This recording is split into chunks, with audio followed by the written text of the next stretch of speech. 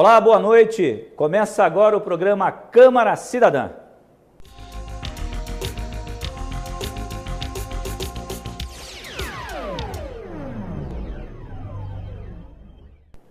No programa de hoje eu converso com o vereador André Meirinho, do PP. Ele está aqui conosco para falar sobre sua atividade. Ele que está no seu segundo mandato, já que o primeiro ele cumpriu alguns meses como suplente, exercendo a função de vereador. E agora está na casa como vereador eleito. Mas antes dele começar a conversar comigo, eu quero agradecê-lo pela sua presença em nosso programa e nos concedendo a entrevista e desejar uma boa noite para o senhor. Obrigado por estar aqui conosco, viu?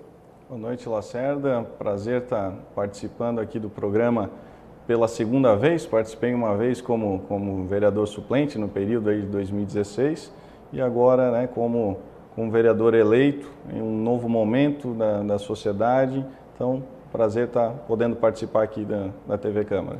Diferente nas duas situações. Na primeira, o senhor não detinha o mandato, ou seja, estava como suplente e poderia a qualquer momento não estar mais. Decisão do titular. Neste caso, a vaga é sua. O que muda, apesar do pouco tempo no primeiro mandato, o que muda a partir de agora, dentro do seu entendimento como vereador eleito pelo voto popular? Bom, primeiro dizer que naqueles 4 meses que aqui estive, inclusive num período de recesso, eles foram muito proveitosos. Eu me dediquei ao máximo, embora fossem só 4 meses, mas para fazer o máximo possível. Foi encaminhada uma emenda à lei orgânica, 8 projetos de lei, 35 indicações, 13 requerimentos.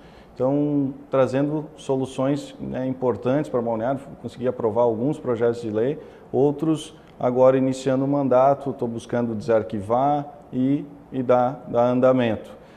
Lógico que agora, com um período de trabalho maior, dá para fazer muito mais e planejar muito mais, com mais tempo aprofundar sobre alguns outros projetos, ter mais tempo também para estar recebendo a comunidade, a gente debater profundamente as ações que precisam ser feitas, Então, dá para planejar muitas ações, que a sociedade precisa muito. O senhor foi candidato durante 3 eleições e nessa terceira conseguiu definitivamente o seu cargo de estar por um período vereador.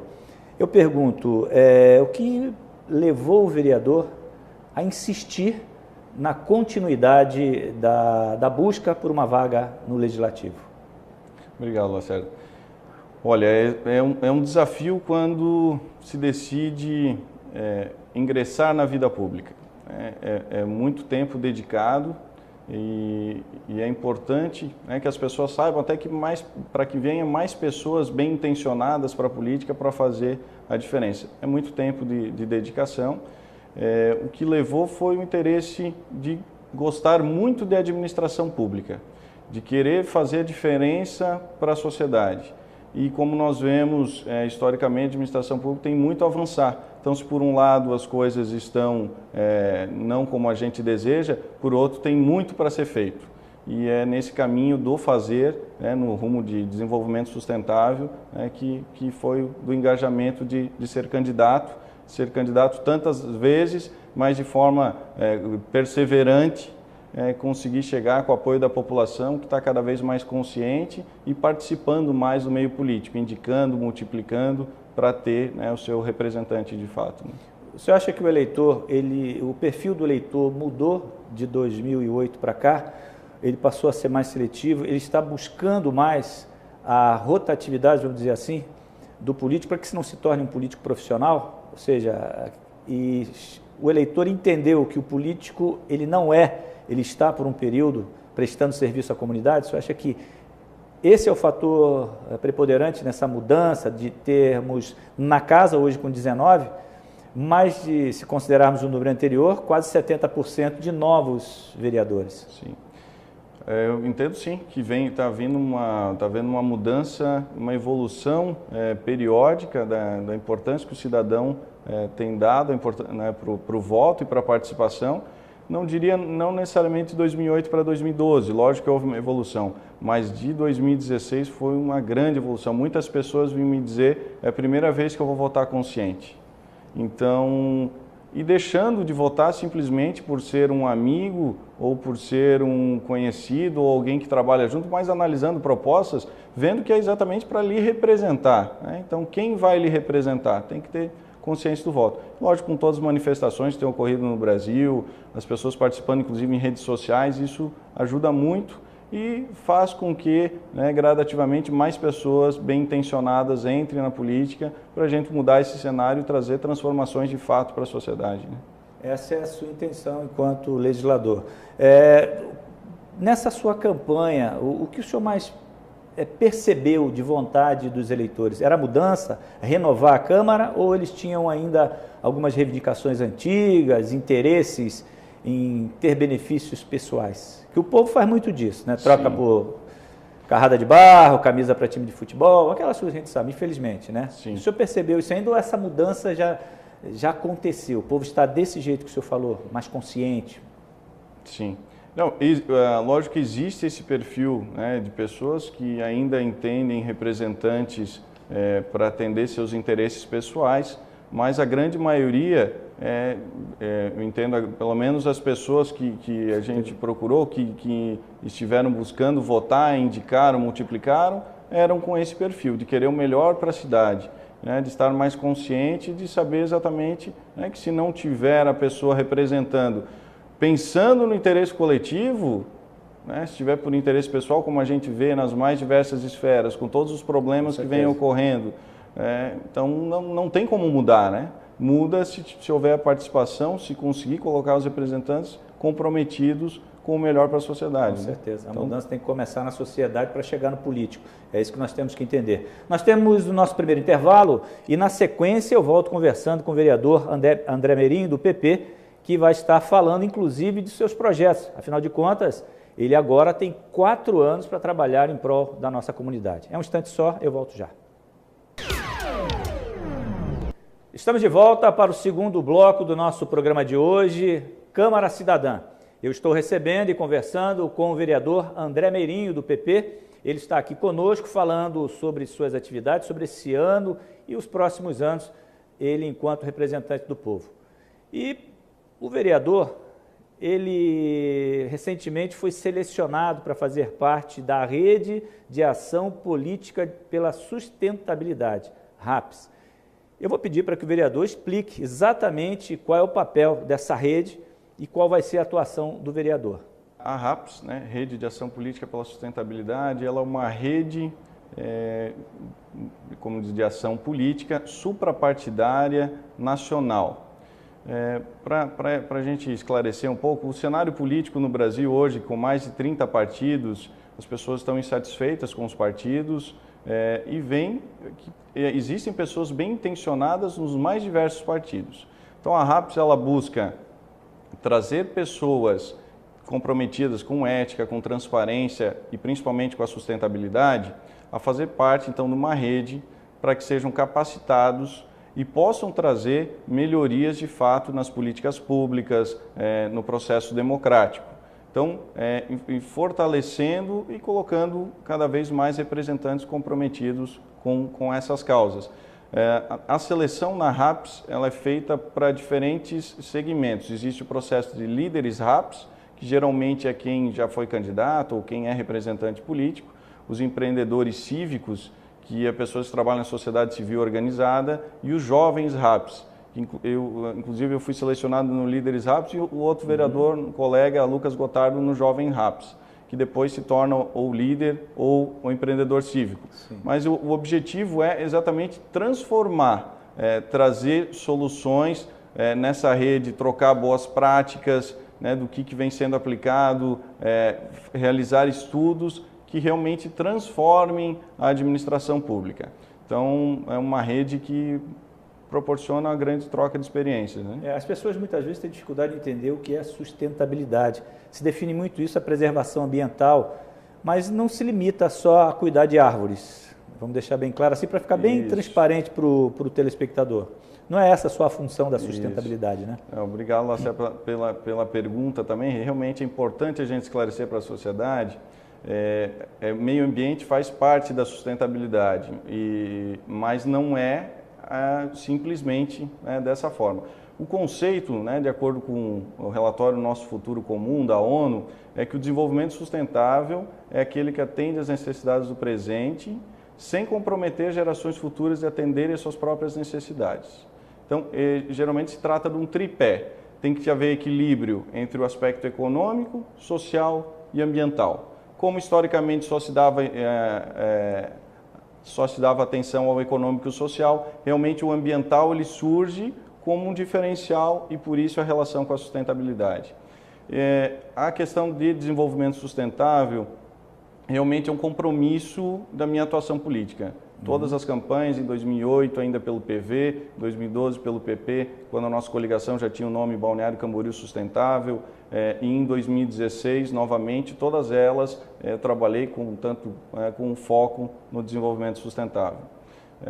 Inclusive, enquanto estive como vereador suplente, apresentei uma indicação nessa casa, um requerimento que trouxe para cá o programa Cidades Sustentáveis, que é um programa... Uma palestra, inclusive, né? Foi uma palestra, exatamente, né, mostrando que se o município fizer adesão a esse programa, que também é suprapartidário, envolve uma rede de organizações, que traz soluções para a cidade, como trabalhar com indicadores de gestão, trabalhar com software e banco de boas práticas, que é o principal, trazer as melhores experiências do mundo para colocar em prática em Balneário Camboriú, seja nas mais diversas áreas, né? Sempre com esse norte de ter qualidade de vida hoje e no futuro. Pode ser na educação, pode ser mobilidade urbana, saúde, segurança, as mais diversas áreas, mas dentro desse eixo e dessa preocupação.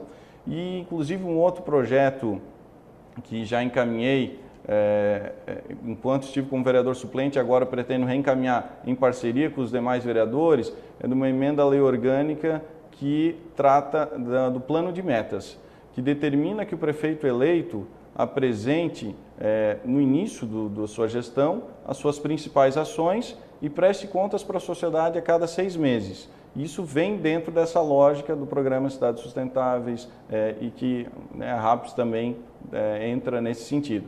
Então, só para esclarecer, porque isso a gente vai voltar ao debate mais à frente. Imagine, o prefeito tem várias ações que ele determina. Sim. Vou aumentar a ciclovia em X quilômetros, vou diminuir o tempo de espera para uma vaga na creche, vou diminuir o tempo de espera para uma cirurgia. Daqui a 6 meses, o que já foi feito? E assim gradativamente. E quem vai cobrar isso do prefeito? Ele vai ter que prestar contas. A partir de um projeto de lei? A partir de uma emenda à lei orgânica. Uma emenda à lei orgânica a cada 6 meses, e aí isso se torna obrigatório e a sociedade vai poder avaliar de forma profissional a gestão. Isso é aplicado a essa gestão? O objetivo é que seja aplicado nessa gestão. Então, o projeto, a gente está tirando ele estava arquivado, Sim. Estamos reencaminhando em parceria com os demais vereadores, para que isso, em breve, entre em vigor e que o prefeito tenha que prestar essa informação para a sociedade. Mas, em síntese, no final do governo, a sociedade vai avaliar, o prefeito executou X% do que havia se comprometido. Isso é bom ou não? Cabe à sociedade avaliar, mas com números, e não esse partido é bom por isso, esse partido é bom por aquilo. Né? Que bom. Está passando para a gestão profissional.